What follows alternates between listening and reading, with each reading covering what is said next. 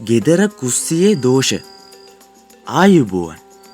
ඔබේ මුළුතැන්ගේ පිහිටීම නිසා හා නිවැරදි ස්ථානගත කිරීම නොතිබීම නිසාත් ඔබේ පවුලේ මෙන්ම එදිනෙදා කටයුතු අඩාල වෙන්න ඉඩ තිබෙනවා.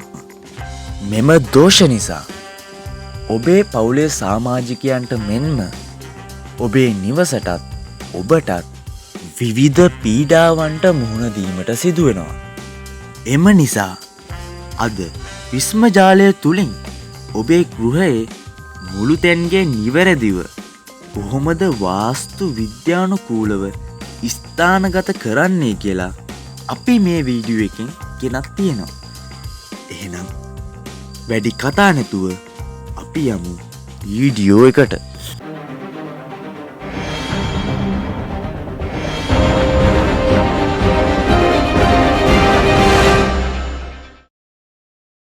අංක 1. ඔබ ආහාර පිසින ලිප. ඔබේ කුස්සියේ තිබෙන ලිප පිරිසුදුව තබා ගන්න ඔබ මග බලාගත යුතුයි. එය ඔබේ සෞඛ්‍ය සුවතාවයට මෙන්ම වාස්තු විද්‍යානුකූලව ඉතා ශුභ දෙයක් වෙනවා. ඉතින් මේ ක්‍රමය ඔයා අද ඉඳන් අත්හදා බලන්න. අංක 2.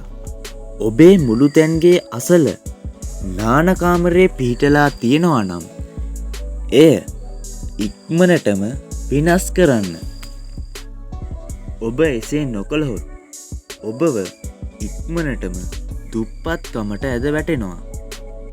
ඒ වගේම ඔබේ හා අනෙකුත් දේවල් වල දියුණුව උදෙසා කරන සෑම දෙයක්ම අසාර්ථක වෙන්න. අවසාන ටිප් එක.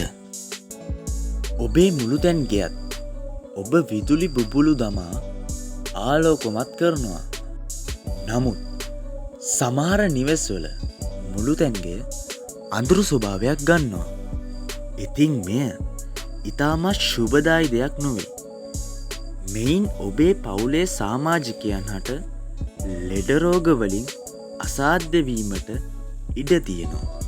ඉතින් ඔබ අදම ඔබේ මුළුතැන්ගේ ආලෝක ස්වභාවය පිළිබඳ දැනුවත් වන්න.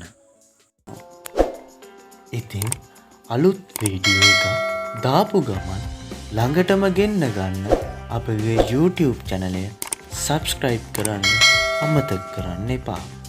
ඔබට එහෙනම් සුබ දවසක්.